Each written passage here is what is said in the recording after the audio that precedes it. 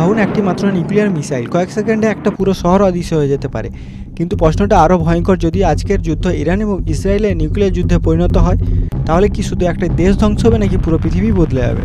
আজকে আমরা এই ভিডিওতে জানবো এই যুদ্ধে যদি নিউক্লিয়ার অস্ত্র ব্যবহার হয় তাহলে ঠিক পৃথিবীতে কি ঘটতে পারে। মধ্যপ্রাচ্যে উত্তেজনা তেমন নতুন কিছু নয়, কিন্তু সাম্প্রতিক সময় ইসরায়েল এবং ইরানের সংঘর্ষ অনেক বেশি বেড়ে গেছে। মিসাইল হামলার, ড্রোন আক্রমণ, পাল্টা প্রতিশোধ, সব মিলে পরিস্থিতি এখন অস্থিরতর। পুরো বিশ্বের বিশেষজ্ঞরা বলছে এরকম যদি পরিস্থিতি থাকে ইরান এবং ইসরায়েলের মধ্যে, তাহলে নিউক্লিয়ার যুদ্ধও হতে পারে। আর এই নিউক্লিয়ার হলো মানব জীবনের সবথেকে বড় ধ্বংসাত্মক অস্ত্র।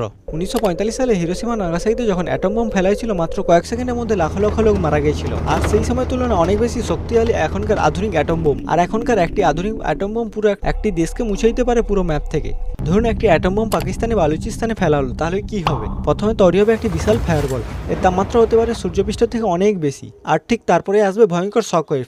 এই শকওয়েভ বাড়ি, ঘর, বিল্ডিং সবকিছু ধ্বংস করে দিতে পারে। প্রায় কয়েকশো কিলোমিটার মধ্যে সবকিছু ধ্বংস হয়ে যাবে, আর কিছু বেঁচে থাকবে না। আর ভাবুন একটি মিসাইল যদি সেখানে আঘাত করে যেখানে নিউক্লিয়ার তৈরি বা সংরক্ষণ করা হয়, আর ছড়িয়ে পড়তে পারে ভয়ঙ্কর রেডিয়েশন। এই রেডিয়েশন বাতাসের মধ্যে শত শত কিলোমিটার দূর পর্যন্ত ছড়িয়ে যেতে পারে। এর ফলে মানুষের শরীরে ক্যান্সার, জেনেটিক সমস্যা এবং দীর্ঘমেয়াদী অসুখও তৈরি হতে পারে। এই নিউক্লিয়ার বিস্ফোরণের ফলে যে ধূলিকণা সৃষ্টি হয়, সেই ধূলিকণা আকাশে উপরের দিকে উঠে যায়, ফলে সূর্যের আলো পৃথিবীতে পৌঁছতে পারে না। ফলে এতে তৈরি হতে পারে নিউক্লিয়ার উইন্টার, যেখানে পৃথিবীর তাপমাত্রা হঠাৎ কমে যাবে, ফসল উৎপাদন কমে যাবে এবং খাদ্য সংকট তৈরি হবে। ফলে কিছু কিছু দেশ না খেতে পেয়ে মারা যাবে। তাই যুদ্ধ কোনো সমস্যার সমাধান হয়, বিশেষ করে নিউক্লিয়ার যুদ্ধ, যেখানে জয়ী বলে কিছু থাকে না। কারণ এর ক্ষতি শুধু একটা দেশ নয়, পুরো মানব জাতি। তাই আজকের পৃথিবীতে সবচেয়ে বড় প্রয়োজন শান্তি এবং কূটনৈতিক সমাধান, যেটা ভারত খুব ভালো করেই জানে। যদি এই ভিডিওগুলো আপনার ভালো লেগে থাকে তাহলে একটি শেয়ার করুন, কারণ এই তথ্যগুলো যত বেশি লোক জানতে পারবে ততই বুঝতে পারবে যুদ্ধ নয়, শান্তি আমাদের ভবিষ্যৎ।